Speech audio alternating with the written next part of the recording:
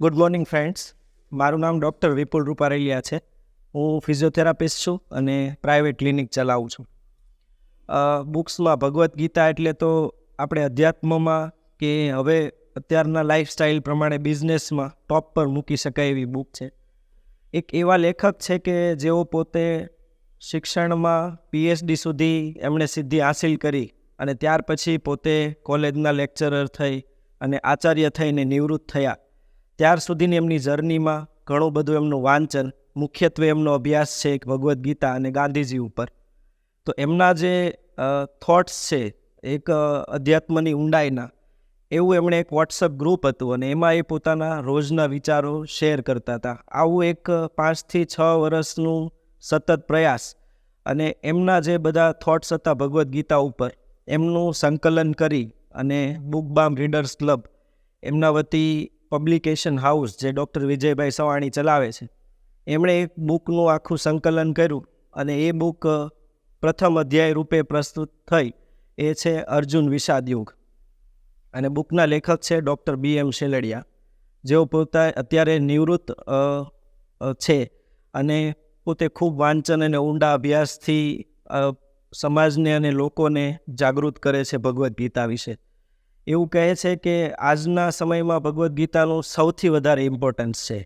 ભગવદ્ ગીતા એટલે ખાલી અર્જુનની પીડા અને અર્જુનનો જે દ્વંદ્વ હતો એની માટેની નથી, પણ આજનો યુવાને આટલો જ બધી બાબતમાં નિર્ણય લેતી વખતે મૂંઝાય છે. નાના નાના યુદ્ધ લડે છે, જીવનસાથીની પસંદગી હોય કે કોઈ કેરિયરની ચોઈસ હોય, પાર્ટનરશિપની ફોર્મ હોય કે કોઈ એવા રિલેશનશિપ હોય, આ દરેક વખતે એક યુદ્ધની સ્થિતિમાં મુકાય છે. ત્યારે એ જે એના મનમાં પ્રશ્નો ઉદ્ભવે છે એનો આપણને ભગવદ્ ગીતામાંથી સારી રીતે એના ઉકેલ મળી શકે. તો આવું જે એક શરૂઆત પ્રથમ અધ્યાય છે, આમ કહીએ તો આપણે જ્યારે જોઈએ ને ત્યારે એવું લાગે કે પ્રસ્તાવના છે. જે લોકો રેગ્યુલર ભગવદ્ ગીતાના અધ્યાય વાંચતા હોય એમને એવું લાગે કે પ્રથમ અધ્યાય તો ખાલી એક શરૂઆત છે, એમાં કંઈ આપણને જ્ઞાનનું કે તત્વજ્ઞાન કંઈ મળતું નથી. પણ એમનું જે અભ્યાસ છે ને ઊંડાણ છે એ જ એવું સૂચવે છે કે પ્રથમ અધ્યાય પર પણ એક આખી એમણે બુક લખી આપી છે, રાઈટ. એમાં જે શરૂઆત થાય છે બુકની એ આપણે જાણીએ છીએ કે પહેલો શ્લોક જ એનો ભગવદ્ ગીતાનો અને પ્રથમ અધ્યાયનો છે કે યુદ્ધની ઈચ્છાવાળા જે માણસો ભેગા થયા છે ધર્મક્ષેત્ર કુરુક્ષેત્રમાં, તો એમના મતલબ શું વિચારો છે મારા અને પાંડવોના, રાઈટ. મામકાહા પાંડવેશ્વ, કે એ જે પુત્રો છે એ અત્યારે શું કરી રહ્યા છે, અહીંયાથી શરૂઆત થાય. એટલે મામકા જે શબ્દ છે, લેખક એવું કહે છે કે એ મામકા શબ્દ છે એ મહાભારતનું મૂળ છે. કે જ્યારે તમે હું, મારું, મારું, મારા આવું તમે જ્યારે બોલો છો ત્યારની જે વૃત્તિથી જે શરૂઆત થાય છે એ જ એક દ્વંદ્વની સ્થિતિ ઊભી કરે છે કે જ્યારે મારું હું પહેલાં મૂકું છું ત્યારે આખી જે સમગ્ર સૃષ્ટિને જોવાનો આપણો વ્યૂ છે એ સ્વાર્થ વૃત્તિને સ્વલક્ષી સ્વકેન્દ્રી થઈ જાય છે.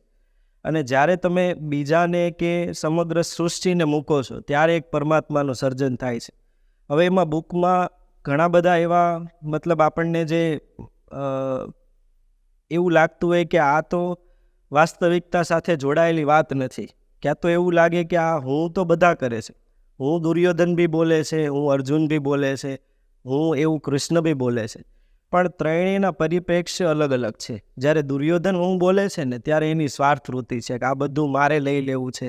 જ્યારે ધૃતરાષ્ટ્ર એવું કહે છે કે મારા, તો એ બી એવું જ સૂચવે છે કે એ બધું મારું છે, મારે લઈ લેવું છે, કોઈને કશું આપવું નથી, ભલે સામેવાળો માણસ લાયક હોય કે ન લાયક હોય, રાઈટ. એટલે એ જે વૃત્તિ છે એ સ્વાર્થ વૃત્તિ છે અને એમાં એવું બતાવ્યું છે કે આ એક પશુ વૃત્તિ છે કે જેમાં પશુ પોતે નિર્ણય નથી લઈ શકતો, એ સ્વતંત્ર છે, પણ એ પોતે નિર્ણય નથી લેતો. એ જેવી સિચ્યુએશન આવે છે એની પ્રમાણે તરત રિએક્ટ કરે છે.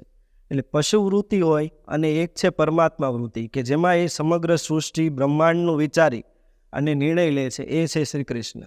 કે જ્યારે પરમાત્મા રૂપે માણસ એક એ લેવલ સુધી પહોંચે છે જ્ઞાનની સરવાણી સુધી, ત્યારે પશુમાંથી જે પરમાત્મા બનવાની જે સ્થિતિ જે પાસે પોસિબિલિટી છે એ છે મનુષ્ય અને એ છે અર્જુન.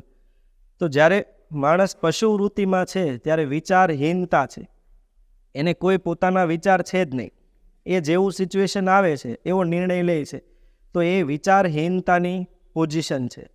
બીજી વસ્તુ છે કે નિર્વિચાર, કે જેમાં એ પરમાત્માને સ્થાન અપાય કે એ સારું ખરાબ, અહિંસા હિંસા પાપ પુણ્ય બધાથી પર છે, કોઈ વિચાર સાથે જોડાયેલા નથી. એને ખાલી સમગ્ર સૃષ્ટિનું ભલું કરવા માટે જે નિર્ણયો લેવા પડે એ નિર્ણયો સાથે એ આધારભૂત થઈ જાય છે.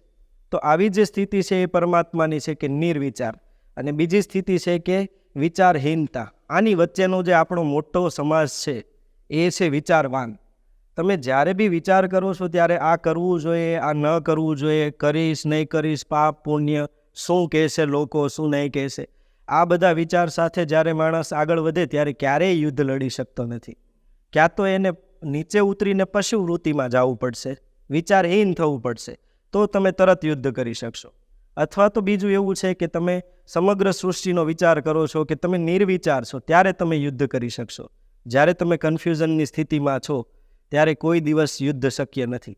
એટલે આ જે પીડા છે અર્જુનના, આ જે પ્રશ્ન છે, એના માટે એને કૃષ્ણ એવો રસ્તો બતાવે છે કે તું નીચેના લેવલ પશુ વૃત્તિ છે, પુલના બે છેડા છે, એક છેડા પર પશુ વૃત્તિ છે, વચ્ચે માણસ ઊભો છે, એ આ બાજુ બી જઈ શકશે પરમાત્મા સુધી, અને એ પશુ વૃત્તિ પર તરફ પાછો પણ જઈ શકશે.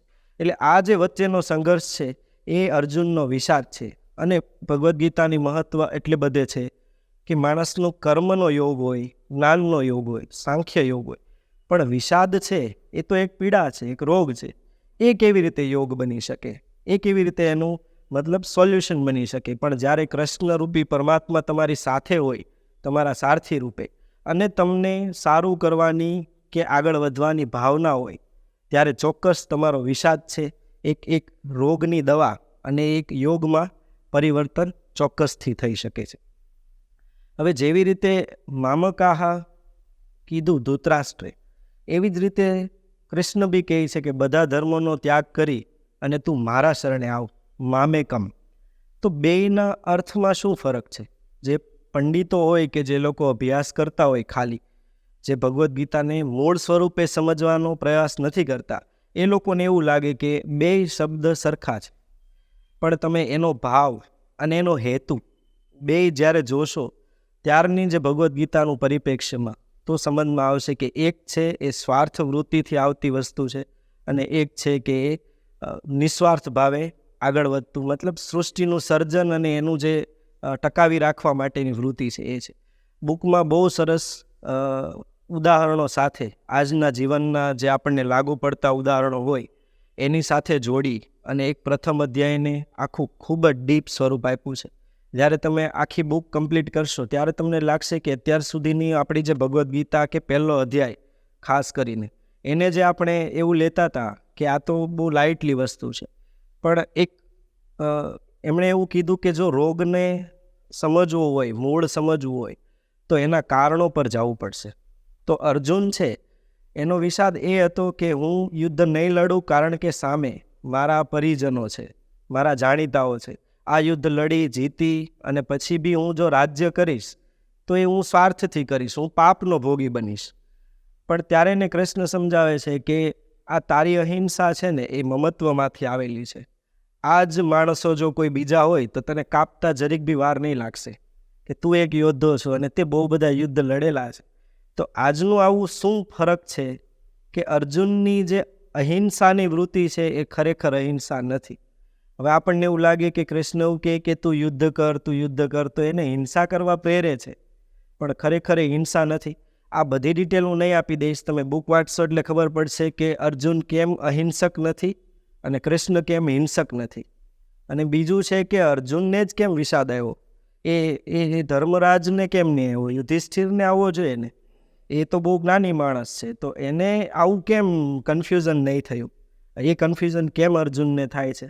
અને એ અર્જુનના જે કન્ફ્યુઝન છે એના સોલ્યુશન છે એને આજના પ્રમાણે, આજના યુવાનોના ઘડતર પ્રમાણે કેમ એને આગળ વધારી શકાય. આ એક અધ્યાયની બુકમાં તમે એને ખરેખર વાંચશો તો બીજા અધ્યાયની બુક માટે તમને ખૂબ તાલાવેલી રહેશે. પુસ્તક મોટાભાગની ઓનલાઈન વેબસાઇટ ઉપર અવેલેબલ છે અને એ તમને ઇઝીલી પહોંચી જશે. ખૂબ ખૂબ આભાર.